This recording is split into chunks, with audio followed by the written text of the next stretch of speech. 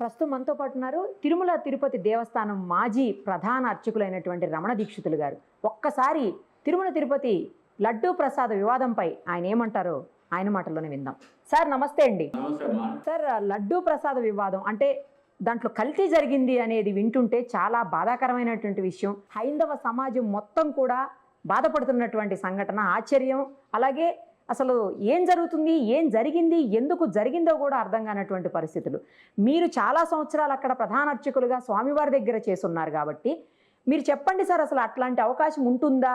ఒకవేళ ఉంటే ఎలా జరిగి ఉండొచ్చు? దీనికి పరిష్కారం ఏంటి సార్? భక్తులందరికీ చాలా విచారకరమైన, దుఃఖకరమైన విషయం కూడా.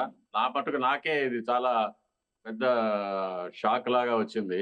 ఎన్ని రోజులుగా మనం కల్తీ అయిన నెయ్యితో తయారు చేసిన ప్రసాదాలు స్వామివారికి మనం నైవేద్యం పెడుతున్నాము మన చేతులతో అనేది నాకు చాలా బాధ కలిగించిన విషయం. మన ఇంట్లో మన పిల్లలకు, మన తల్లిదండ్రులకే మనం కల్తీ అయిన ఆహారం అయితే పెట్టం కదా.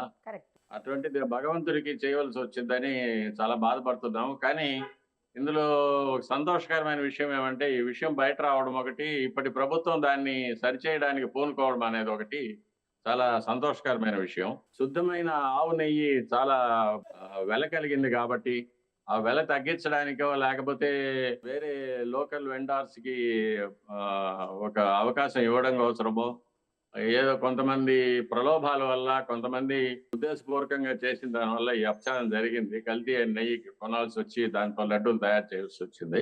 బేసిక్ గా అటువంటి వారికి సనాతన ధర్మం మీద, ప్రాచీన సాంప్రదాయాల మీద నమ్మకం లేకపోవడం, భగవంతుని మీద నమ్మకం లేకపోవడం, భక్తి లేకపోవడం, తర్వాత వచ్చే కోట్లాది మంది భక్తుల యొక్క మనోభావాల మీద కూడా ఒక గౌరవం లేకపోవడం, ఇవన్నీ కూడా కారణాలుగా ఉంటాయి. నా 50 సంవత్సరాల అనుభవంలో ఇలాంటిది ఎప్పుడు జరిగింది లేదు. కానీ ఇప్పటి ప్రభుత్వం అనుమతిస్తే ఇది కాకుండా ఇంకా కొన్ని అర్చక వ్యవస్థల్లో, ఆగమ వ్యవస్థల్లో అప్పుడు జరిగిన కొన్ని ఆలోచన లేని మార్పులన్నింటినీ కూడా సరిచేసి ఆలయానికి పూర్వ వైభవం తీసుకొచ్చి వచ్చే తరాల వాళ్ళకి ఆలయాన్ని పవిత్రంగా అందించడానికి నా ప్రయత్నం నేను చేస్తాననేది నేను ముఖ్యమంత్రి గారితో విన్నవించుకుంటున్నాను. స్వామి, ఇట్లాంటి అవకాశం అంటే చాలా రకరకాలైనటువంటి పరీక్షల అనంతరం మాత్రమే ఆ నెయ్యి కానీ ఏదైనా సరే అక్కడ వాడే పదార్థాలు వాడుతూ ఉంటారు.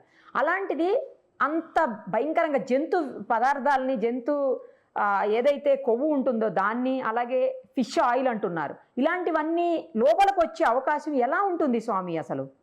ఈ 5 సంవత్సరాలు కూడా ఒక నియంత రాజ్యం జరిగిందమ్మా గుళ్ళో ఒక అధికారి వల్ల. అందువల్ల ఎవరు నోరు తెచ్చి మాట్లాడలేకపోయారు. నేను వెళ్ళి అదే అధికారిని కలిసి, అదే చైర్మన్ గారిని కలిసి చెప్పినా కూడా వాళ్ళు నా మాటలు లెక్క పెట్టలేదు. జరిగింది ఏదో జరిగిపోయింది, దాన్ని పూర్తిగా వాళ్లే బాధ్యత వహించాలి. స్వామి, పోటు అనేది చాలా పవిత్రంగా చూస్తారు. అక్కడికి వచ్చే ప్రతిదీ కూడా చెకింగ్ అయ్యే వస్తుందని అంటున్నారు.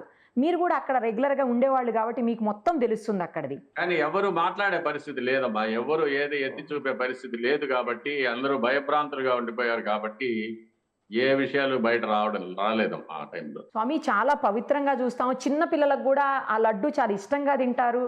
తర్వాత మొత్తం లడ్డు అంతా కూడా తినేస్తుంటారు పిల్లలు కూడాను. స్వామివారికి పెట్టడంతో పాటు చిన్న పిల్లలకు కూడా ఇప్పుడు రకరకాలైన, మనందరం కూడా పవిత్రంగా భావించేటువంటి లడ్డు, కొన్ని కోట్ల మంది అది. పైగా ఇంకోటి వెజిటేరియన్స్ ఉంటారు, వాళ్ళందరికీ కూడా ఈ జంతు కొవ్వు లేకపోతే ఫిష్ ఆయిల్ ఇవన్నీ వెళ్తే అది నాన్ వెజ్ అయిపోయే పరిస్థితులు కూడా ఉంటాయి కదా స్వామి. ఏంటి అన్యాయం, ఏంటి దారుణం అసలు?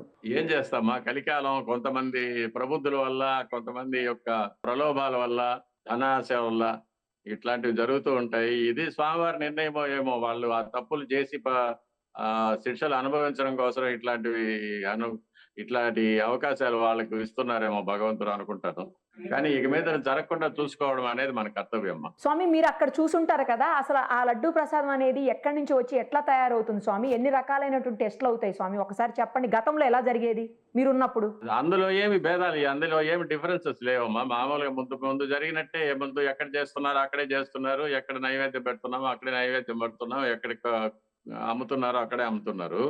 కానీ ఈ కల్తీ నెయ్యి వల్ల లడ్డు యొక్క పవిత్రత పోయింది, రుచి పోయింది, వాసన పోయింది, షెల్ఫ్ లైఫ్ పోయింది, నిలవ ఉండడం లేదు. ఇవన్నీ లోపాలు జరగడం వల్ల ఇందులో ఏదో కల్తీ జరిగిందనే అనుమానం చాలా మందికి వచ్చింది. చాలా రోజులుగా ఇది జరుగుతూ ఉంది. కానీ ఇప్పుడు బయటపడి దీనికి పరిష్కారం ఏంటి ఒక్కసారి ఫైనల్ గా చెప్పండి స్వామి, పరిష్కార మార్గం ఏంటి దీనికి? పరిష్కారాలు ఆగమ శాస్త్రంలో చూసి ఆగమ పండితులతో మాట్లాడి దీనికి ఏదైనా శుద్ధి కార్యక్రమాలు ఏమైనా చేయాల్సి ఉంటే చేస్తాం. కొన్ని కోట్ల లడ్డూలు ఇప్పటికే రెడీ అయి ఉంటాయి, వాటన్నిటిని కూడా విశ్వసనీయత వాటికి కూడా ఎంతవరకు ఉంటుంది స్వామి? లేదు, కోట్లు ఉండవు.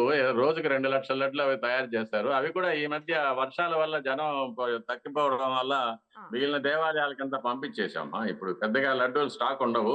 ఓకే. ఇక మీద ఇప్పుడు మళ్ళీ శుద్ధమైన నెయ్యితో తయారు చేస్తాం కాబట్టి ఇక మీద ఎటువంటి ప్రాబ్లం ఉంటుంది. రోజుకి ఎన్ని లడ్డూలు చేస్తారు స్వామి? సుమారుగా 2 లక్షల నుంచి ఎక్కువ చేస్తాం. అప్పుడు డిమాండ్ బట్టి ఓహో. వీకెండ్స్ అయితే ఎక్కువ ఉంటుంది, ఫెస్టివల్స్ అయితే ఎక్కువ ఉంటుంది, ఉమ్. మిగతా రోజు వీక్ డేస్ అయితే కొంచెం తక్కువ డిమాండ్ ఉంటుంది. సీసీ కెమెరాస్ అవన్నీ దాన్ని కూడా ఉంటాయా? నియంత్రించడానికి ఏదో చర్యలు తీసుకుంటూ ఉన్నారు. సీసీ కెమెరాస్ ఉంటాయా స్వామి? లడ్డు తయారు చేసేటప్పుడు ఆ ఇంగ్రీడియంట్స్ అన్ని కలిపేటప్పుడు ఉంటదా సీసీ కెమెరాస్? ఉండకూడదు. మా స్వామివారికి ప్రసాదాలు తయారు చేయడం ఎవరు చూడకూడదు, వాసన చూడకూడదు కూడా. ఓకే. స్వామివారికి నైవేద్యం అయ్యే వరకు. కానీ ఇంత అపవిత్రం అయిపోయిన తర్వాత ఏం చెప్పాలి స్వామి, ఎట్లా చెప్పాలి అసలు? కొన్నిటికి సమాధానాలు చెప్పలేమమ్మా. భక్తులకి చేసే వాటికి సీసీ కెమెరాస్ ఉంటాయా స్వామి? వాటికి కూడా ఉండవా? లేదమ్మా, నేను ఎప్పుడు అటువైపు వెళ్ళలేదు సార్. ఇప్పుడు సరే స్వామి, దీనికి పరిష్కారం ఏంటో ఫైనల్ గా చెప్పేయండి స్వామి, ఎట్లా పరిష్కారం ఏంటి మీ మీ ఉద్దేశం పరిష్కారం ప్రకారం? ఆగమ పరిష్కారం. పండితులతో కలిసి ఆగమ శాస్త్రాన్ని చూసిన తర్వాత దీనికి ఈ అపచారానికి ఎటువంటి శుద్ధి కార్యక్రమం చేయాలనేది మేము నిర్ణయించుకుంటాము. తర్వాత మన భక్తులందరికీ అందరికీ కూడా ఒక విన్నపం ఏమంటే, ఇక మీదట ఇలాంటి తప్పులు జరగకుండా మనం అందరూ కూడా కలిసికట్టుగా ఉండి చూసుకోవాలి. భగవంతుడి సేవలో భాగంగానే ఇది చూసుకోవాలి. థ్యాంక్ యూ స్వామి, థ్యాంక్ యూ సో మచ్.